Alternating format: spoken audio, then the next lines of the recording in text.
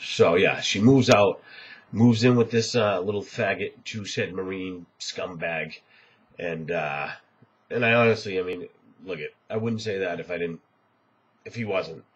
You know, God bless her. I wish she wasn't bitter. I wish she could have just moved on. I wish I could give her 150 a week. Let's work out some child support. I mean, some child visitation, and be done with it. In all reality, the system's so messed up as it is. It should be equal in equality or shared parenting, shared time, equal time.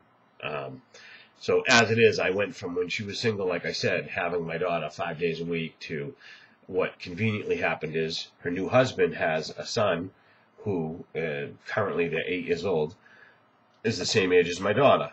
So he has every other weekends where he has his son. So the weekends that they don't have his son is the weekends, well, guess what? that I got jammed down my throat. So I didn't have no say. I didn't have any say, I should say, or choice. So I have my daughter every other weekend, Friday, Saturday, Sunday, and I bring her to school on Monday. And that is a stretch, because before it was Saturday and Sunday.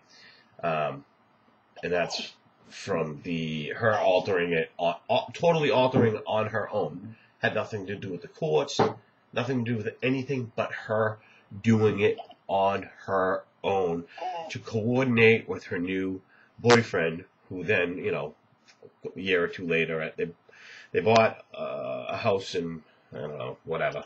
Whenever year they bought it, they paid way too fucking much anyway. Idiots that they are. Both of them together, lucky if they got two brain cells. Again, not just saying it.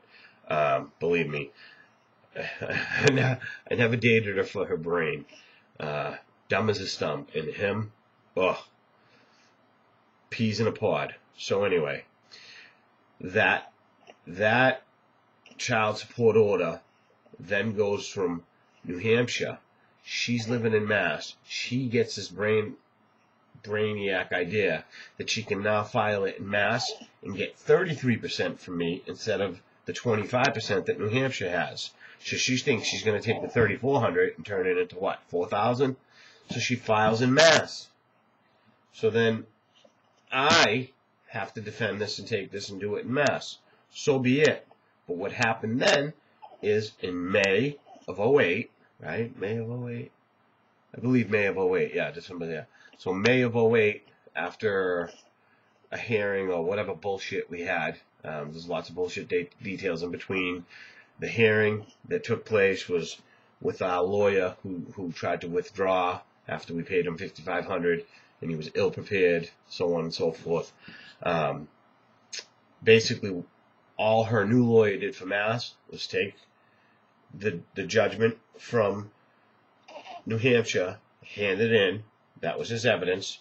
And that judge, the new judge, Judge Keeney, love ya, reads it and renders a decision same as what the trustee did. The trustee, New Hampshire court, Mass court, all come back, what?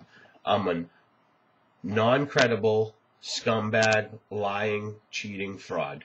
That's what I am. So that's what they say, because the main person who started this was her. She was the catalyst. She was the main influence in the decision of the bankruptcy trustee, who drafted his final documents, which were 110% influenced by her. That document got handed to the New Hampshire courts, who then handed it to the Mass courts, who then rendered their decision based on New Hampshire's. And so basically, the person who orchestrated all of this was her. Yeah, the one I just called dumb. Not so dumb if you look at the big picture, I guess, right?